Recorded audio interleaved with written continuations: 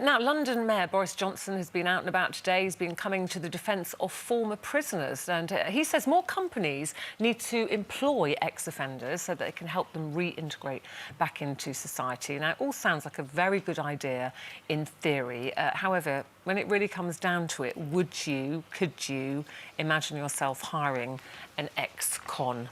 It's a big question, that one, isn't it? I mean, first of all, I'm all for people doing their time, the appropriate time for whatever the misdemeanour has been.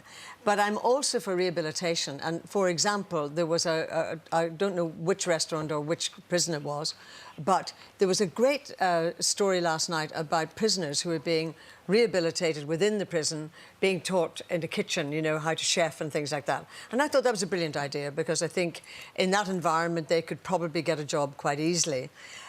It all depends, I guess, if we're all being honest, on the crime. Yeah. Would I employ a murderer? Not so sure that I would.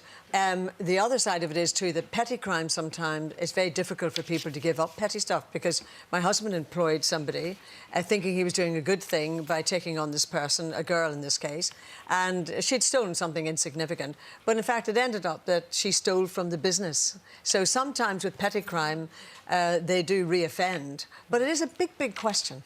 It's interesting, actually, you say that about, you could turn them down.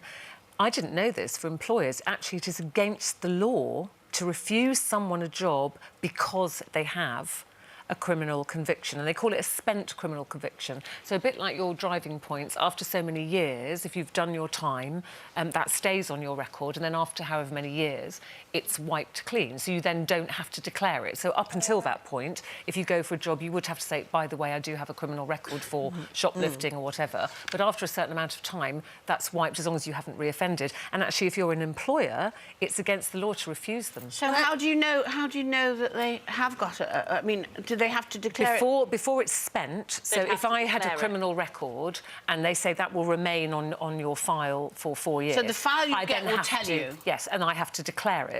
But after a certain amount of time, that would be... As long as I haven't reoffended, that's wiped. Then when I come to you... but, you know, even if you found out that I had a criminal record, about to say, you can't turn me down.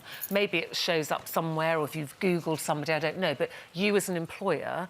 It is against the law to turn me down just on those grounds. I guess also it depends on whether it's a company or whether it's an individual. Yeah. I mean, if you were employing somebody around your home and you had young children, would you employ a paedophile? Would you? No, well, God, no. Of course you wouldn't. No. So it depends on the crime, it depends on your situation, and depends on the company. I mean, I think near you, actually, Colin, isn't there? Aren't there? Colin, isn't there a restaurant near you that is very successful? One of the prisons. It's really successful, and it's opened, and it's they've also done one in Brixton as well. Is it Brixton Prison? They've opened it, the first one, and it's called the Clink, and it's all the prisoners who have served their time but are being rehabilitated, and they do the cooking and the serving, and it's so popular. There's a massive waiting list to get in. See, I think that's good, because that's under structure. In principle, it's a brilliant idea. But it's that thing as well. It does depend on the crime, and also, do you ever get the, you know, the guys and girls that come to your door and they've got the carrier bag full of stuff and selling things. Yeah, and selling things. And I had one last week, actually, and he said, "Hello, miss." He was very polite, very smiling. He said, "I'm an ex-offender, I'll be honest with you." He said, "But I'm trying to get my life back on track, blah, blah, blah." Now, genuinely, because in the past I have bought so many rubbish dusters because I do feel sorry for them. I've got so many old chamois left. I know, never used them. But genuinely, this day, I was literally on my way out to an appointment that was already, like, 10 minutes late for. Anyway, he was lovely, and he was going, and I said, "I'm so sorry." I said, I'm late already for an appointment. Normally I would. And literally within 5 seconds, his whole manner, he told me to off. Do one. He was so angry. He walked out of the drive, like, effing and blinding and screaming and shouting, to the point where I was a bit scared, because I thought, oh, he's so angry, what if he comes back and throws... And I just thought, you know, he's trying to...